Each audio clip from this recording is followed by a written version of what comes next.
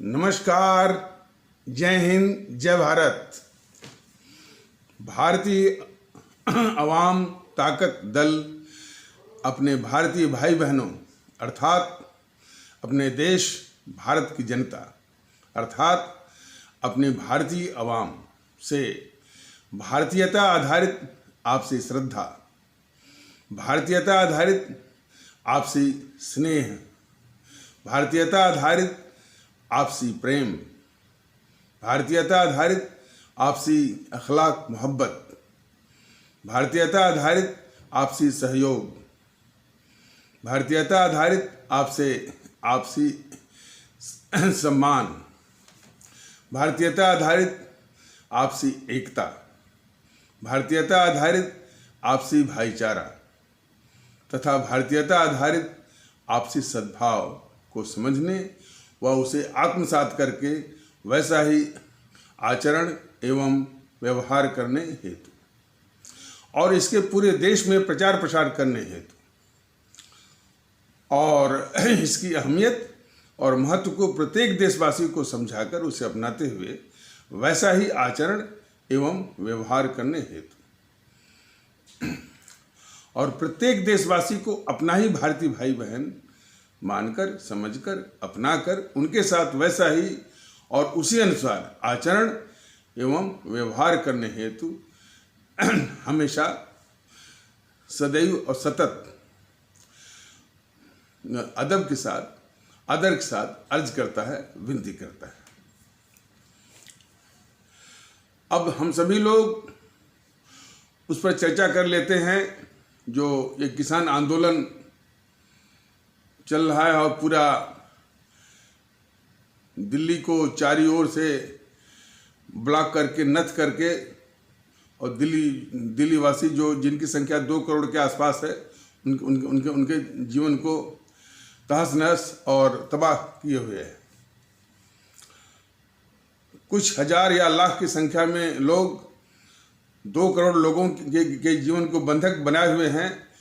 इसको कभी भी न्यायोचित नहीं कहा जा सकता। नंबर 1,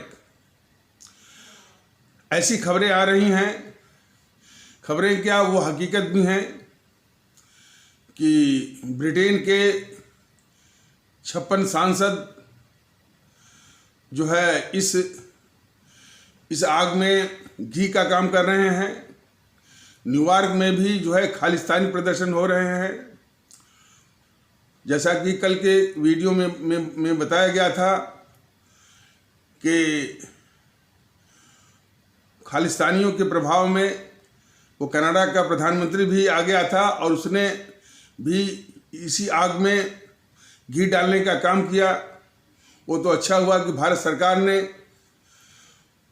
और भारत सरकार के विदेश मंत्रालय ने उसका माकूल जवाब दे दिया और इस आंदोलन में देखने को मिला खालिस्तान के समर्थन में नारे लग रहे हैं, पाकिस्तान जिंदाबाद के नारे लग रहे हैं और इस तरह के भड़काऊ बयान भी सरेआम दिए जा रहे हैं कि हमने इंदिरा को ठोक दिया और वो मोदी की क्या बिसात है। देखिए, जहाँ तक कि इंदिरा का सवाल है, इंदिरा तो इस देश की गद्दार थी, इसमें कोई शक नहीं है और इंदिरा ने ही जो है इस खालिस्तानी आतंकवादी भिंडरावाला को खड़ा किया था, जिसका वो शिकार हुई। लेकिन इसका कतई मतलब नहीं है वो इस देश की प्रधानमंत्री थी और वो देश उसको सजा देता। लेकिन इन खालिस्तानी आतंकवादियों ने उसको एक गोली नहीं 30-30 गोली उसके सुरक्षा गार्डों के जरिए मरवाया। यह बिल्कुल काबिल बर्दाश्त नहीं है। जानवरों की तरह।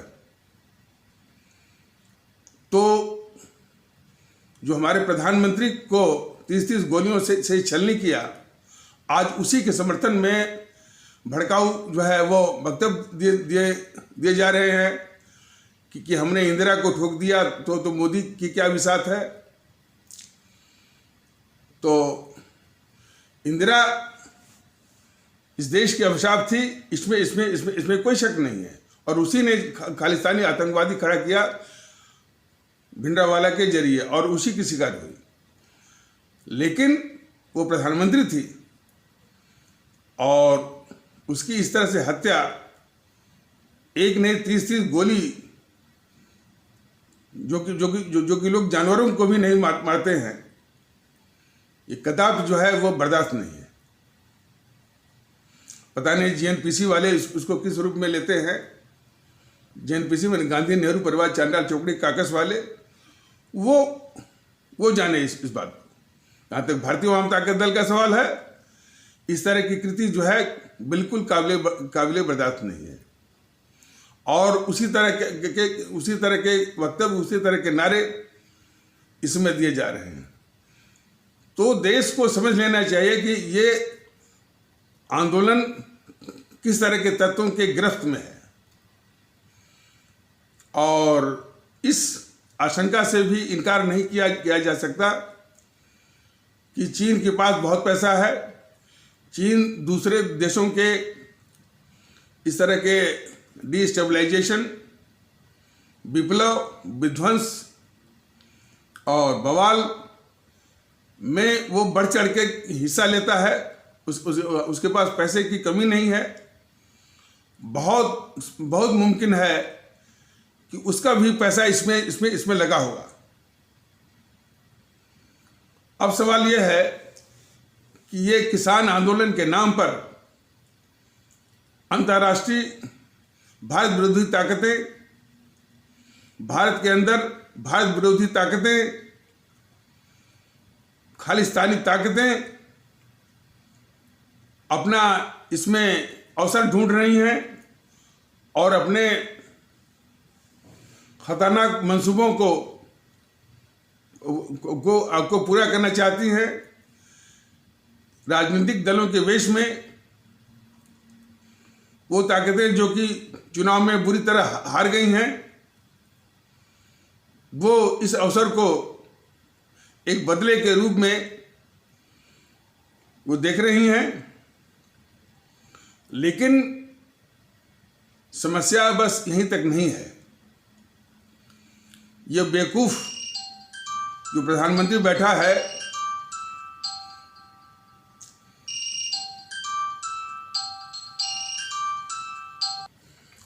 यह बेवकूफ, ये प्रधानमंत्री मोदी को अकल कब आएगी कि जिन ताकतों का नाम ये भारतीय वाम ताकत दल बता रहा है, इनको देश विरोधी मानता है कि नहीं मानता है। हालांकि इस तरह का संबोधन के पक्ष में भारतीय वाम ताकत दल नहीं है, लेकिन इतना मन में क्रोध है, इतना मन में क्षोभ है कि कहें तो क्या कहें।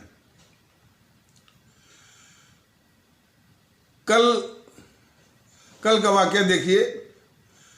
एक एनडीटीवी है, ये घोर भारत विरोधी चैनल है। ये पता नहीं बीजेपी वालों को भारत विरोधी लगता ही नहीं है,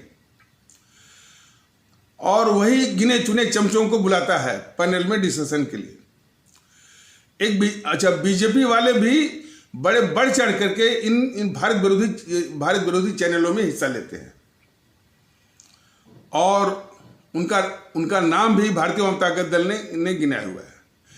देखिए, इसके पहले भी भारतीय वाम ताकत दल ने कहा कि भारतीय वाम ताकत दल के सामने सिर्फ एक ही बाधा है, और उस बाधा को दूर भी कर रहा है संसाधन। चूंकि पूरे संसाधन पर ये कब्जा करके बैठे हुए हैं बीजेपी वाले, और इसके पहले वो जो जेएनपीसी वाले और बाकी लोग। तो संसाधन इनका एक बहुत बड़ा अस्त्र है।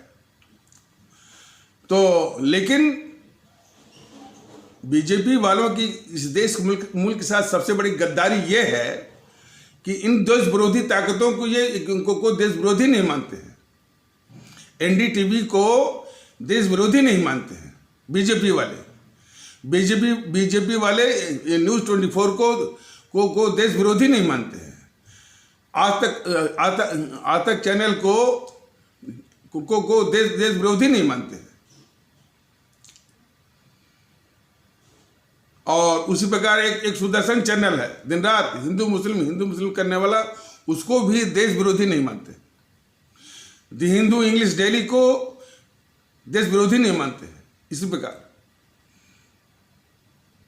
प्रकार times of India, Hindustan times, Indian express को देश विरोधी नहीं मानते। ये इनकी मानसिकता की उपज का से जो देश भुगत रहा है, ये हमारे आदरणीय भारतीय भाई बहन बहुत गौर से इसको देखें। यही तो समस्या है।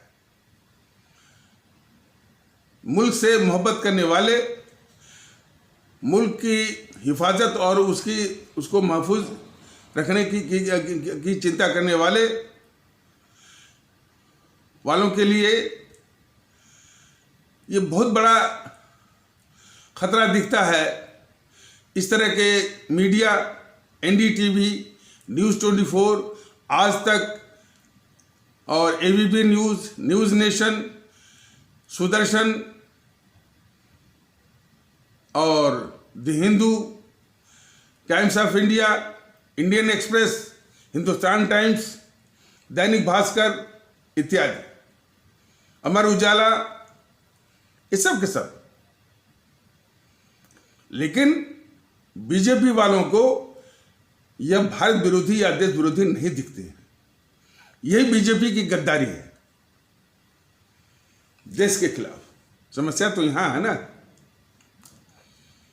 और इसीलिए बीजेपी के लोग इन चैनलों में बढ़ चढ़ करके हिस्सा लेते हैं और कन्हैया कुमार के साथ टॉक शो में भाग भी लेते हैं। और एक बार देखा भी गया था कि ये बीजेपी का समित पात्रा जो है वो कन्हैया कुमार के साथ बैठा भी था। तो खैर, अब ये विषय भटक न जाए, उसी पर जो है वो केंद्रित किया जाए। तो देश विरोधी जो ताकतें हैं राजनीतिक दल के वेश में, जो चुनाव में शिकस्त खा चुकी हैं, वो एक अपना बदला लेने का अवसर वो देखती हैं ऐसे मौकों पर। तो सब इकट्ठा हो गई हैं। वो ममता बनर्जी भी हो गई है और डीएमके भी हो गया है और इस तरह से सब। लेकिन वो आंदोलन का स्वरूप क्या है, ये भारतीय जनता ताकत दल ने अभी बताया है कि अंतर्राष्ट्रीय भारत विरोधी ताकतें इसको समर्थन दे रही हैं और काफ़ी मुमकिन है कि वो पैसे की फंडिंग भी करती हों। जिस तरह की तैयारी दिख रही है, तो बहुत मुमकिन है कि ये विदेशी ताकतें समर्थन ही नहीं करती, बल्कि भारत विरोधी विदेशी ताकतें इसमें फंडिंग भी की हों। खालिस्तानी आतंकवादियों का इसमें वर्चस्व है। चीन का भी इसमें पैसा लगने की संभावना से इनकार नहीं किया जा सकता। तो इस प्रकार कुल मिलाकर के ये भारत विरोधी आंदोलन बन चुका है और सरकार को चाहिए कि इस आंदोलन को हर हालत में कुचलने में सावधानी ये करनी है। भारतीय जनता ताकत दल का विनती भी है और ये सलाह भी है कि सबसे पहले राहुल, सोनिया, प्रियंका, सीताराम येचुरी, डी राजा, इनको ढंग से बंद करके इनके अलग अलग ठिकानों, जैसे प्रियंका, सोनिया, राहुल को इसके पहले भी कहा गया है कि इनका पॉलीग्राफ टेस्ट, साइको टेस्ट और नार्को टेस्ट करा करके, ताकि इनके मंसूबों की जानकारी हमारे देशवासियों को हो जाए और इनको एक ही कार्टून में पैक करके इटली भेजने की व्यवस्था करें मोदी जी। उसी प्रकार डी राजा, सीताराम येचुरी, कन्हैया कुमार को एक ही कार्टून में पैक करके बीजिंग भेजें, चीन। और इस आंदोलन को हर हालत में कुचलने की आवश्यकता है। और इसमें जो सीधे साधे हमारे देश के लोग हैं, किसान लोग हैं, उनको छोड़ करके जो जितने खालिस्तानी हैं उनका पता करके उनको भी जो है वो कुचलने की आवश्यकता है। ये खालिस्तानी लोग बिल्कुल समझ लें कि हम सभी वो शहीद आजम भगत सिंह की संतान हैं और किसी भी हालत में वो खालिस्तानी आतंकवादी और खालिस्तानी आतंकवाद के समर्थकों को कुचलना जानते हैं। तो मोटा मोटी इस दिशा में सरकार को काम करना चाहिए और पूरा देश को जो है इस दिशा में समर्थन भी सरकार का करना चाहिए। भारतीय जनता पार्टी दल स्पष्ट रूप से आगे बढ़ करके ये रास्ता दिखा रहा है।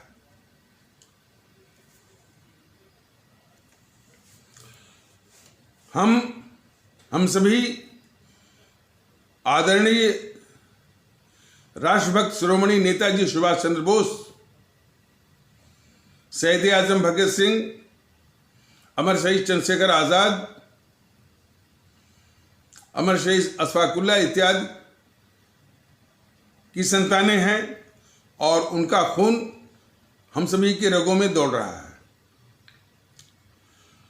आदरणीय राष्ट्रभक्त शिरोमणि नेताजी सुभाष चंद्र बोस का शासन प्रशासन का जो मॉडल था वो सख्ती और अनुशासन का था।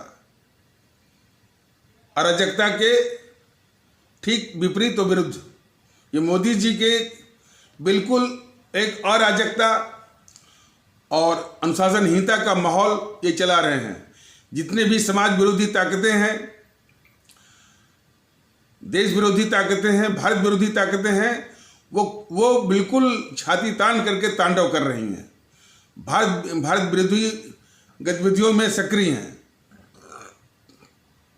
और इतना ही नहीं, इन देश विरोधी ताकतें जैसे राहुल, सोनिया, प्रियंका के तमाम उद्योग, तमाम व्यापारिक प्रतिष्ठान मोदी जी के संरक्षण में चल रहे हैं।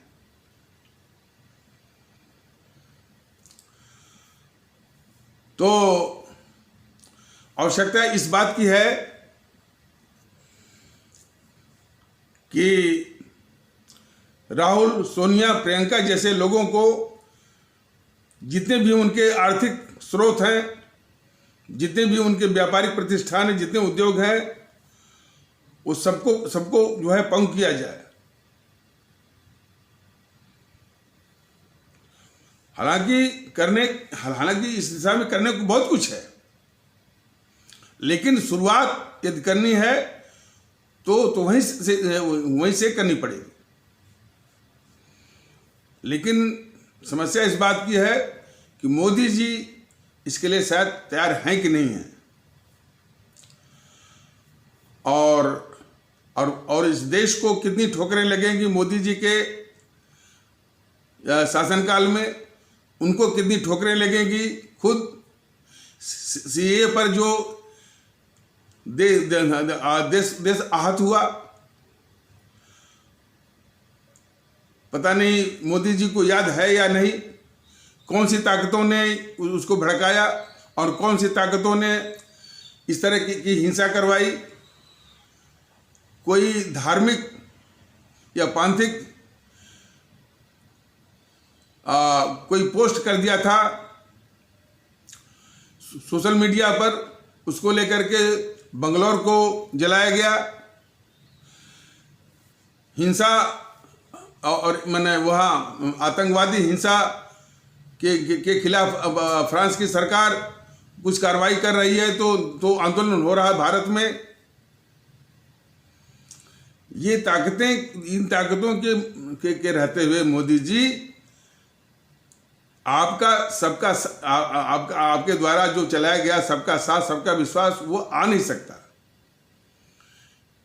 ये देश के खिलाफ ताकतें जो है ये सब कुछ जो है वो जला करके नष्ट कर देंगी। आपका एक्सप्रेसवे, हाईवे और इंडस्ट्रियल कॉरिडोर, इकोनॉमिक कॉरिडोर और डिफेंस कॉरिडोर और रेलवे लिंक, कनेक्टिविटी सब जो है आपका व्यर्थ हो जाएगा। आप समझ नहीं रहे हैं। बराबर भारतीय जनता दल कह रहा है कि पहले इस पर ध्यान दीजिए कि देश विरोधी ताकतों से इस देश को मुक्त कराइए, लेकिन बीजेपी वालों की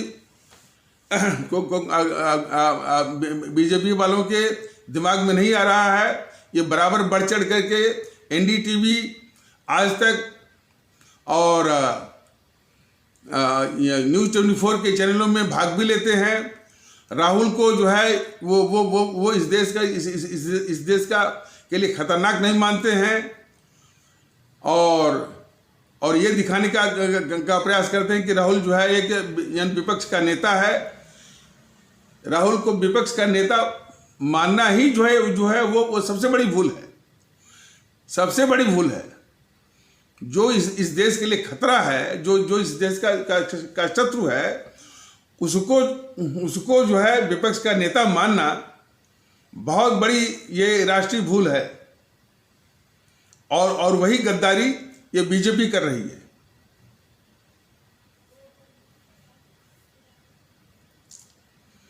तो बताया जा रहा था कि हमारे आदरणीय राष्ट्रभक्त शिरोमणि नेताजी सुभाष चंद्र बोस के शासन प्रशासन का मॉडल था शक्ति और अनुशासन। और शक्ति और अनुशासन का मतलब है कि यदि कोई अराजकता है, यदि कोई अनुशासनहीनता है, उसको कुचल के रख देना। ये कभी कभी सुभाष चंद्र बोस का नाम तो लेते हैं मोदी महोदय, लेकिन उनके कार्यक्रम में जाने से ये घबराते हैं। एक बार वो पुष्पेंद्र कुलश्रेष्ठ ने बिल्कुल किसी मंच से सरेआम कहा था कि 21 अक्टूबर को आज़ादी का दिवस मनाने के लिए जो कि सुभाष चंद्र बोस के द्वारा स्थापित किया गया था, उस समारोह में भाग लेने के लिए ये मोदी महोदय से मतलब है जो हमारे आदरणीय प्रधानमंत्री हैं, वो उस समारोह में सुभाष चंद्र बोस के समारोह में जाने से आनाकानी कर रहे थे।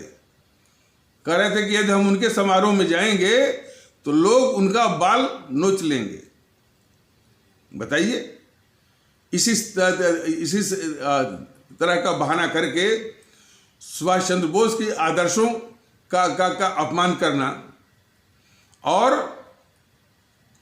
पूरा ये गांधी या नेहरू के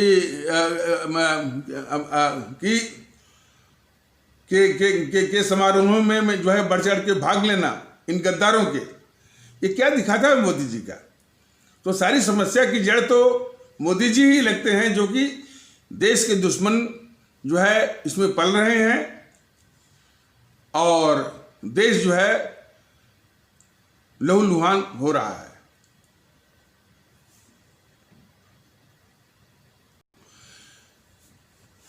तो जरूरत इस बात की है कि अपने आदरणीय राष्ट्रभक्त शिरोमणि नेताजी सुभाष चंद्र बोस से प्रेरणा लेकर के, उनसे सीख लेकर के इस तरह के भारत विरोधी जो षड्यंत्र है, किसान आंदोलन के माध्यम से या कोई भी हो, उस आंदोलन में से हमारे सीधे साधे भारतीयों को अलग करके जितनी भी देश विरोधी ताकतें हैं उनको कुचला जाए।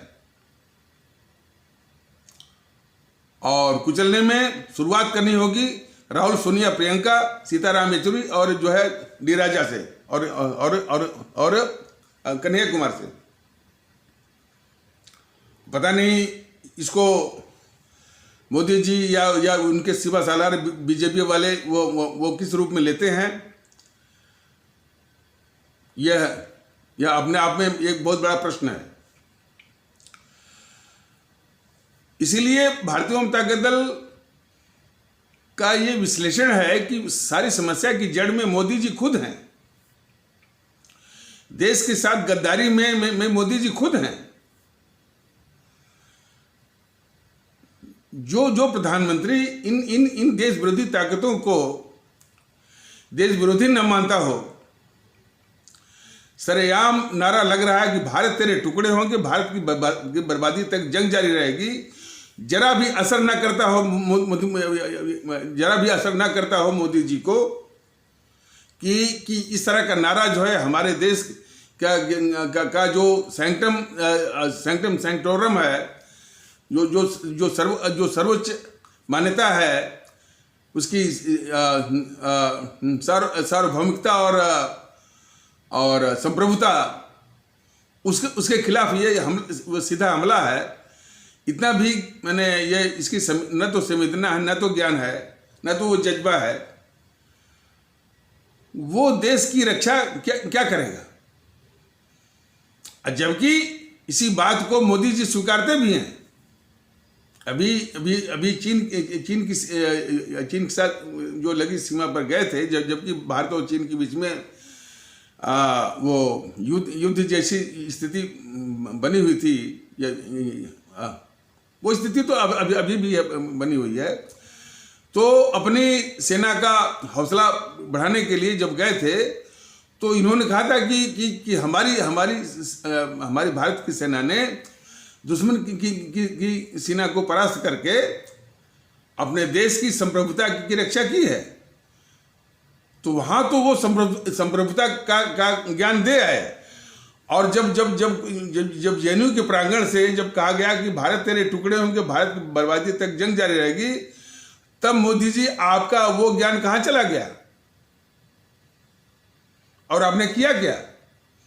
जबकि कोई भी देशभक्त होता, मोदी जी साफ कहा जा रहा है कि कोई भी देशभक्त होता तो कन्हैया कुमार जो आतंकवादी कन्हैया कुमार है, उसको तुरंत जो है सेना के हवाले करता। और उसके समर्थन में जो कोई भी आता, राहुल आता, उसकी पार्टी जीएनपीसी आती, सीताराम येचुरी आते और उनकी पार्टी सीपीआईएम आती, डी राजा और उनकी पार्टी सीपीआई आती, केजरीवाल उसकी पार्टी आम आदमी पार्टी, सबको सेना के हवाले अवश्य करता। लेकिन आपका राष्ट्रवाद बहुत ही धोखेबाज, बहुत ही छलावा, बहुत कपटी है और इस देश को बहुत ही नुकसान दे रहा है।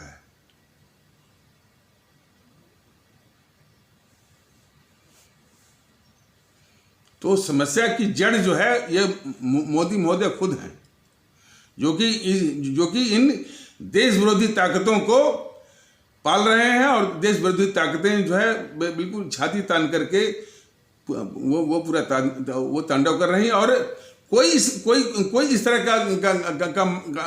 का वो मौका नहीं छोड़ रही हैं देश को अस्थिर करने का और देश में विध्वंस और विप्लव पैदा करने का। तो इसकी जड़ में मोदी जी खुद हैं। और देखिए ना कि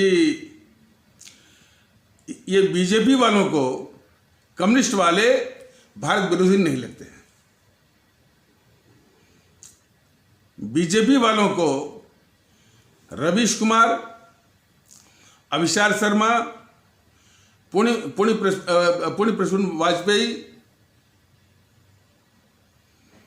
बरखा दत्त, विनोद दुआ,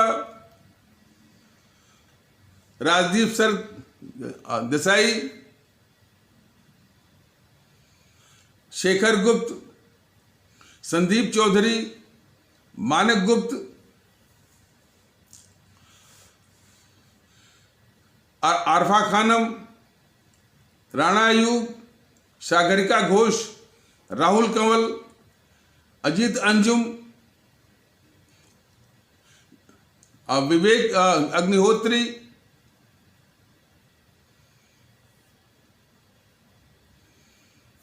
सौरभ द्विवेदी इत्यादि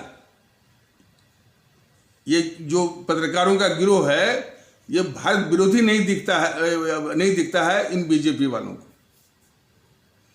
बीजेपी वालों को ये जो अर्बन नक्सल है भारत विरोधी नहीं दिखता है। बीजेपी वालों को ये लुटियन गैंग जो है भारत विरोधी नहीं दिखता है। बीजेपी वालों को ये जो है पीएफआई, सिमी और एसडीपीआई भारत विरोधी नहीं दिखता है। अब इसलिए भारतीय जनता दल कर रहा है, इनके साथ बैठ करके गुफ्तगू करते हैं और टीवी चैनलों पर बात करते हैं। कभी नहीं कहते हैं कि भाई जो देश विरोधी है इसको आपने क्यों बुलाया, कभी नहीं कहते हैं। एसडीपीआई का आता है ना वो तस्लीम रामानी, उसके साथ बिल्कुल खुशी ये भाग लेते हैं बीजेपी के प्रवक्ता। तो इनकी मानसिकता हमारे देश के लोग जरा पढ़ें। बीजेपी के लोग एसडीपीआई, सिमी, पीएफआई को देश विरोधी नहीं मानते। बीजेपी के लोग जीएनपीसी, गांधी नेहरू परिवार चांदा चौकड़ी को भारत विरोधी नहीं मानते। इन कम्युनिस्टों को इन कम्युनिस्टों को भारत विरोधी नहीं मानते। सिर्फ ये सीधे तो नहीं कहते हैं, लेकिन अपने छोट भाइयों को लगा दिया है कि सिर्फ ये सिखा रहे हैं, पढ़ा रहे हैं कि सिर्फ मुसलमान ही जो है वो भारत विरोधी है। इस तरह की मानसिकता ये भर रहे हैं। उनके भरने से कोई वस्तु स्थिति बदलेगी नहीं, जो है सो है। लेकिन ऐसा करके जो देश के खतरनाक दुश्मन हैं उनको बचाना, तो दुश्मनों को बचाने वाला भी इस देश का दुश्मन होता है। और इसमें दुख या दुखड़ा इस बात का है कि जिसको आप मुसलमान कहते हैं, या और भारतीय जनता दल मुसलमान तो कहता भी नहीं है, वो इसको न्यायोचित नहीं मानता है। वो कहता है कि हमारे इस्लाम आस्था वाले भारतीय भाई बहन, तो हमारे इस्लाम आस्था वाले भारतीय भाई बहनों के समाज से एक भी बौद्धिक वर्ग ये खड़ा नहीं हुआ जो कि इन कम्युनिस्टों को और जीएनपीसी को अच्छी तरह से बेनकाब करे। पूरा जो है जो बौद्धिक वर्ग है इस्लाम आस्था वाले भारतीय भाई बहनों से सिर्फ वो केंद्रित करता है आरएसएस और बीजेपी पर।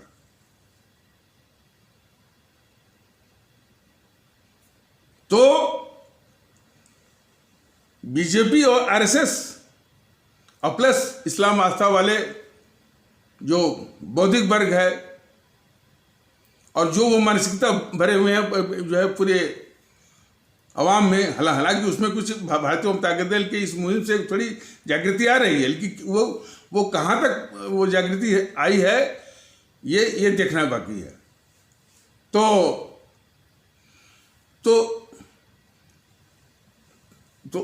हिंदू सनातन आस्था वाले भारतीय भाई बहनों के समाज में जो ये बीजेपी वाले भरे हुए हैं कि इस देश का जो दुखड़ा है या इस देश का जो शत्रु है वो ये मुसलमान है।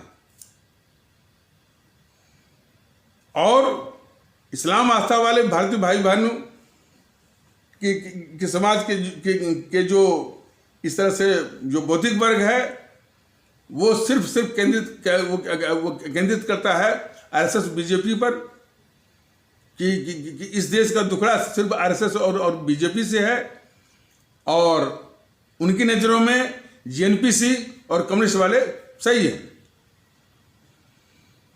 तो ये दोनों जो मानसिकता, इसके पहले भी बताया कि दोनों मानसिकता इस राष्ट्र के लिए यदि दोनों मानसिकता को मिला दिया जाए ये बहुत ही घातक है। इस मानसिकता को निकालना पड़ेगा, नहीं तो बार बार ये हमारा इतना खूबसूरत देश, इतने अच्छे लोग जो है इन बातों से परेशान जो है वो होते रहेंगे। यदि इस मुल्क को, इस देश को और मैंने इस तरह के दुखड़े से बाहर करना है, तो इन देश विरोधी ताकतों को और इन देश विरोधी ताकतों की जो रक्षा कर रहे हैं बीजेपी वाले, आरएसएस वाले, इनका निपटारा वो करना पड़ेगा। अब देखिए ये जो किसानों का आंदोलन है वो सरेआम कह रहे हैं कि भाई हमने तो इंदिरा को ठोक दिया और मोदी की क्या विचार है। ये बात करने लायक हैं, ये बात कर रहे हैं उनसे। कोई भी देशभक्त होता है तो तुरंत कहता है भाई कि आपसे बात नहीं करनी है, हम निपटेंगे। और इसमें देखेंगे कि हमारे सीधे साधे किसान भाई वो कैसे फंसे हुए हैं, उनको बल्कि बाहर करके जितनी भी देश विरोधी ताकतें हैं वो खालिस्तानी है, उनको कुचलते हो। बात करने का तो कोई वो सवाल ही नहीं है। और जो ये तर्क दे रहे हैं कि कारपोरेट जगत जो है हावी हो जाएगा, ऐसे तर्क देने वालों को भारतीय जनता दल ने बराबर बोला है कि अब तक की जितनी भी सरकारें आई हैं और जिस तरह की सरकारों को आपने चुना है, हमने चुना है, वो कारपोरेट की ही हैं। जीएनपीसी, गांधी नेहरू परिवार चांडाल चौकड़ी काकस को, जिसको हमारे अधिकांश पंजाब के भारतीय भाई बहनों ने चुना है, उसके चरित्र को ये जानते नहीं है। उसी के ज़माने में उसके लिए तो मुकेश अंबानी खुद ही कहता है कि ये कांग्रेस जो अपनी ही दुकान है।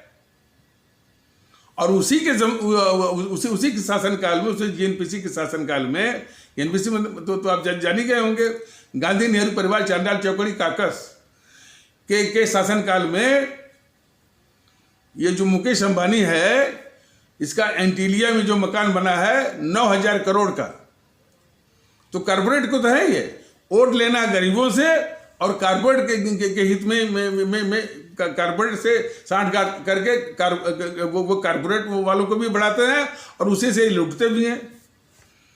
लेकिन समस्या बस वही तक है, हम ऐसे लोगों को ही चुनते हैं। असली दोषी जो है, दोष यहां पर है। दोष जीएनपीसी का जो है सो है, उसका कई गुना दोष है। और उससे भी बड़ा दोष है कि वो गलती भी हम नहीं मानते हैं। जरा पूछिए जो आंदोलन कर रहे हैं कि आप ऐसी सरकारों को क्यों चुनते हैं, या यही पूछ लीजिए कि जिस जीएनपीसी ने हमारे सिख आस्था वाले भारतीय भाई बहनों, 6,000 सिख आस्था वाले भारतीय भाई बहनों का कत्ल करवाया, आपने उसको क्यों चुना? जवाब दें भले। पंजाब के जितने हमारे आदरणीय भारतीय भाई बहन हैं, जरा इसका तो वो जवाब दे दें कि जिसने 6,000 हमारे सिख आस्था वाले भारतीय भाई बहनों का सरेआम कत्ल करवाया, उसको पंजाब के हमारे आदरणीय भारतीय भाई बहन मतदाता गण उसको क्यों चुने? जवाब दें इसका। तो जब भी बौद्धिक बेईमानी से कोई काम किया जाएगा, उसका अंजाम बुरा ही होगा। तो कारपोरेट वाली बात है। कारपोरेट, हम ऐसी सरकारों को ही चुनते हैं कि वोट लेंगे गरीबों से, हम भारतीय भाई बहनों से, और हित में काम करते हैं कारपोरेट वालों के। और ये बात सिर्फ बीजेपी और एनपीसी की नहीं है। देखिए सपा बसपा को भी, वो जो राज्यसभा में आते हैं तो कभी कभी वो अनिल अंबानी आता है, तो कभी कभी वो महिंद्रा आता है। वो कैसे आता होगा? निश्चित है कि यानी उन पार्टियों को पैसे वो देता होगा कैसे करोड़। तो कोई समाजवाद के नाम से तो कोई जो है बहुजन समाज के नाम से, लेकिन वो हित सोचते हैं कारपोरेट वालों का, कारपोरेट वालों से पैसे लेते हैं वो। तो भारतीय जनता दल ने बार बार बताया कि समस्या का निदान ये है कि हम भारतीय बने, नहीं सॉरी भारतीय बने का कोई सवाल नहीं, भारतीय तो हम हैं ही। उस तरह का हम मैंने सोचें और व्यवहार करें और पात्र लोगों को चुने। माहौल भारतीयता का हो, कि भारतीयता, और इस बात को उनको बताया भी गया है कई बार कि पूरे देश के लोग अपने ही भारतीय भाई बहन हैं, और ये विचार रखते हुए, ये व्यवहार करते हुए फिर कोई फर्क नहीं होना चाहिए। फर्क जो है इस भावना का, इस भावना के, इस जज्बे का शत्रु है। जहां अपने फर्क अपने दिमाग में रखा कि वो सामने वाला जो है, जिसको हम भारतीय भाई बहन कह रहे हैं, वो किस संप्रदाय का है, वो मुस्लिम है कि हिंदू है कि सिख है कि ईसाई है, वहीं पर उस भारतीयता के जज्बे की मौत हो गई। तो फर्क नहीं करना है। सभी हमारे देश के आदरणीय भारतीय भाई बहन, किसान भी अपने भारतीय भाई बहन है, लेकिन उन्हीं किसानों में जो खालिस्तानी हैं वह इस भारत के शत्रु हैं, देश के शत्रु हैं, और उनको कुचलना हम सभी ने शहीद आजम भगत सिंह से सीखा है, और कुचल के रख देंगे ऐसे वो तत्वों को। वो याद रखें इस बात को। हाँ, ये कायर गवर्नमेंट, जो मोदी है, अब ये करता है कि नहीं करता है, हम तो नहीं जानते हैं। 56 इंच का सीना, फलाने ढिकाने, सब बेकार की बातें। प्रभु राम थे, शिवरी थी, उसके आगे नतमस्तक। रावण था, उसका विनाश। ये होता है मानवता का आदर्श। खालिस्तानी है, उसको जो है वो कुचल के रख देना। जो ये कहता है कि हम इंदिरा को ठोक दिया, उसको पकड़ करके जो है उसको सीधे सेना के हवाले। और जो हमारे आदरणीय, हमारे सीधे साधे भारतीय भाई बहन हैं, उनको इज्जत बख्शना, और उनके इज्जत भी बख्शना, और उनकी सुरक्षा का भी वो इंतजाम करना। लेकिन किसी भी हालत में भारत विरोधी जो अंतर्राष्ट्रीय ताकतों के झोली में जाने से, उनकी गिरफ्त में जाने से रोकना, ये काम है। तो भारतीय कौमी ताकत दल हर तरह से ये बताने की कोशिश कर रहा है कि इस देश की सोचिए, मोदी जी, इस देश की सोचिए आप, और देश विरोधी ताकतों को निपटाने की आप शुरुआत करिए। और शुरुआत होनी चाहिए राहुल, सोनिया, प्रियंका का पॉलीग्राफ टेस्ट, साइको टेस्ट और नार्को टेस्ट करके इनको इटली भेजिए आप, और इन कम्युनिस्ट वालों को, कन्हैया कुमार को पैक करके बीजिंग भेजिए। शुरुआत करिए आप। तो इन्हीं आवश्यक शब्दों के साथ इस आवश्यक परिचर्चा को यहीं पर विराम दिया जाता है। तब तक के लिए नमस्कार, जय हिंद, जय भारत।